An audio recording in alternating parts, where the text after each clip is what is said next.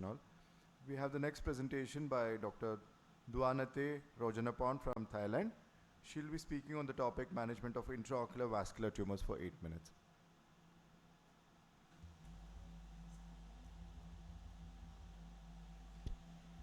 Thank you very much for the kind introduction. It's my great pleasure to be here. These are my financial disclosure and none is relevant to this talk.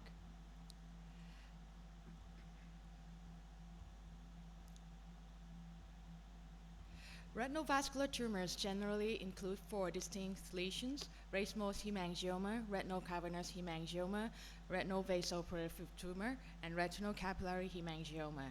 One main point to differentiate this lesion is its congenital or acquired in origin. The congenital retinal vascular tumors include retinal cavernous hemangioma and the racemose hemangioma, which endothelial cell tight junctions are usually intact. Therefore, there is no exudation or leakage seen clinically. In contrast, acquired retinal vascular tumors, retinal vasoproliferative tumor, and retinal capillary hemangioma may have impaired or lack of tight junctions and commonly present with an exudative component.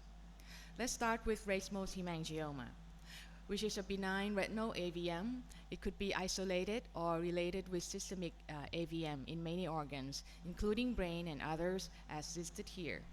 30% of racemose hemangioma patients had brain AVM. It is important to evaluate the patient for systemic AVM. The patient can develop retinal complications such as vascular occlusion, neovascular glaucoma, or hemorrhage. This is our racemose hemangioma patient who developed CRVO and macular edema, which resolved after intravitreal bevacizumab injection.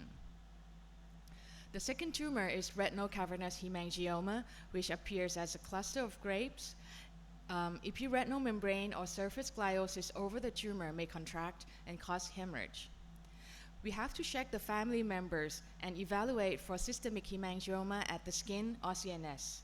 If the patient has bilateral disease, 70% of them has family history. So there's no specific treatment for the tumor. Vitrectomy may be required in cases with vitreous hemorrhage. The third tumor is vasoproliferative tumor, or VPT, which appears as a white, yellow, or orange-red retinal tumor. The feeder vessels can be tortuous but not dilated. Serous retinal detachment, exudates, hemorrhage, or RPE changes can be seen around the tumor. The tumor can be isolated, so-called primary VPT, or associated with other ocular diseases such as COAS, retinitis pigmentosa, FEVR, so-called secondary VPT. VPT usually locates in the periphery, but can cause maculopathy in up to 25% of the cases.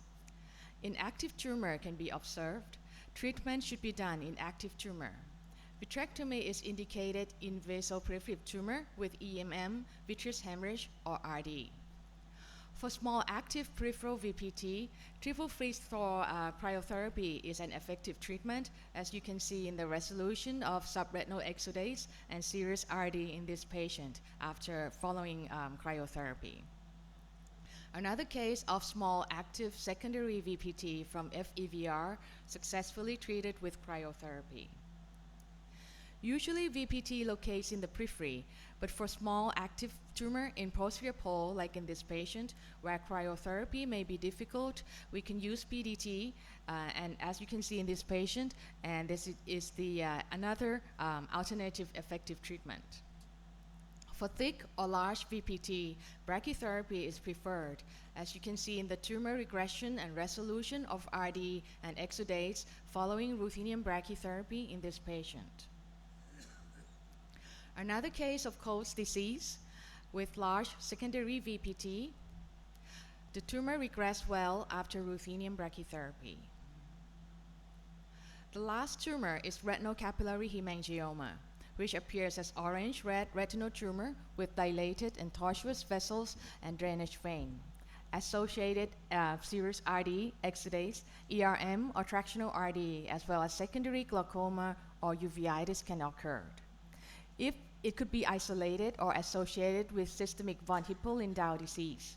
Genetic study for VHL gene mutation should be performed if there are multiple tumors or family history. If the patient has VHL disease, they are at risk of having other organ tumors as listed here. Inactive or fibrous tumor can be observed, but timely treatment should be applied in active tumors. For small peripheral tumor, cryotherapy is preferred. For large or thick tumor, brachytherapy is required.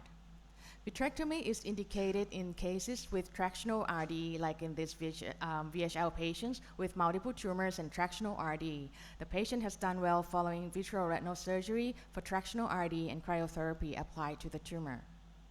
The systemic HIF-2 alpha inhibitor, belzutifan, has been approved for use in patients with VHL disease associated with renal cell carcinoma, CNS hemangioblastomas, and pancreatic neuroendocrine tumor, and show great promise for controlling retinocapillary hemangioma and preventing visual loss in patients with VHL.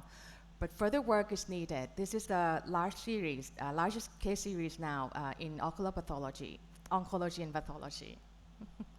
In conclusion, patients with retinal vascular tumors should be worked up for any systemic or ocular condition associated with the tumors. Proper and timely treatment for tumor-related complications and treatment for the tumor itself can lead to good patient's outcome.